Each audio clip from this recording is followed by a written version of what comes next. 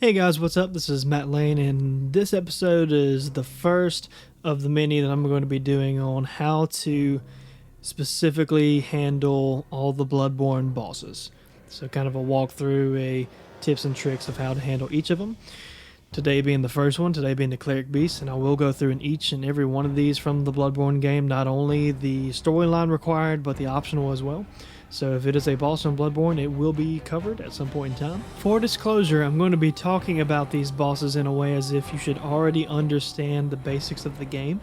So if you don't understand things of transform attacks, viscerals, parrying, any of those words, if they sound something out of the ordinary that you're not used to hearing or you may not understand how they work, you need to go ahead and look that up now, because I'm not going to be explaining how each of those individual things work. I'm just going to be going through it as if you should already know how those work. And last but not least, before we get started, disclosure number 2, I will be talking about all of these bosses from my viewpoint of a skill build, which is the build that I use for these videos. So if you focus on skill and strength as the attributes to boost the most, that is kind of going to be the viewpoint I'm taking it from. Not that these tips can't work for yours, but that is going to be the specific viewpoint it's coming from. So it may not work exactly the same for yours. That's kind of the beauty of Souls games, is that everyone can experience them differently. So you may have to alter this a little bit, but most of these tips are going to be a pretty general good thing to use for each boss.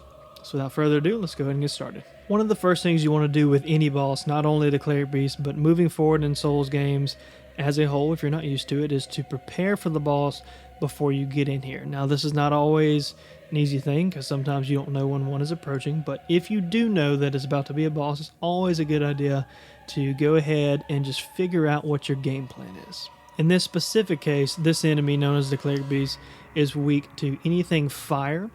Now, this early in the game, you're only going to have a few items to help you with this. So the first thing that you could really do is equip an oil urn. It goes without saying for most people, but just to give a slight basic description, an oil urn is just going to intensify fire damage. So it's going to be a prerequisite to doing something fire. So, for instance, this works very well with a Molotov.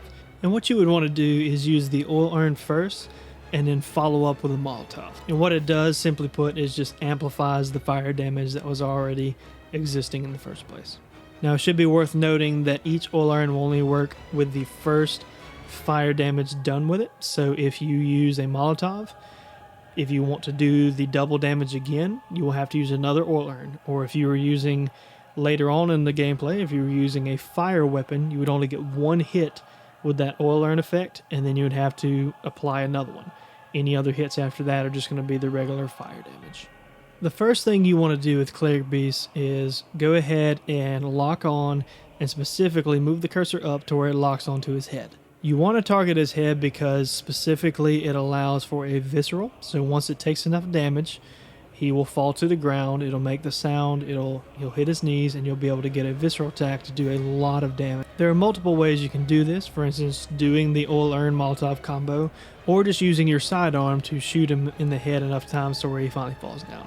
I highly recommend doing the Molotov method, as to using the bullets, you actually use up pretty much all of them before you actually get a visceral on him.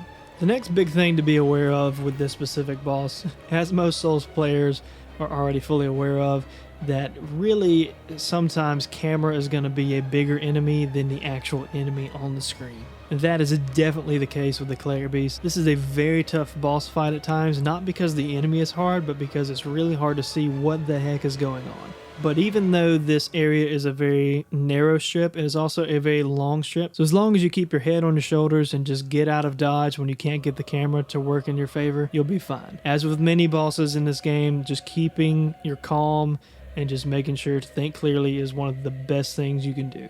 So other than aiming for the head and getting a visceral in, really all you have to do to better serve yourself for this boss is to stay close to him, stay kind of under him, and if he does swing, dodge towards him as opposed to away from him, and he will pretty much never hit you as long as you time it right. This is a very good boss if you have never played any of the Souls games before. Cleric Beast pretty much serves as a very good learning tool for dodging not only in the right area, but at the right time. So he's going to teach you how to dodge and when to dodge. He's also going to teach you how to get really frustrated at camera angles. But as far as our first boss, the Cleric Beast, is concerned, as long as you come in with a few fire attacks, get a Viscera or two, try your darndest to survive the camera, and stay close and dodge forward when he swings, you'll have no problems taking down the first boss of this game.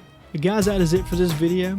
Be on the lookout for our next boss as we tackle Father Gascoigne, and I just tell you all about his oh-so-depressing side story. Please like, comment, and subscribe for anything about anything. It doesn't matter if it is related to the actual topic of the video or not. I will try to answer it as best I can. Especially if there's any questions about tactics of something that you may be struggling with, or if it's just simple lore questions of any kind. I will be more than happy to answer any questions that you have. Again, thank all of you for watching, and we will see y'all next time.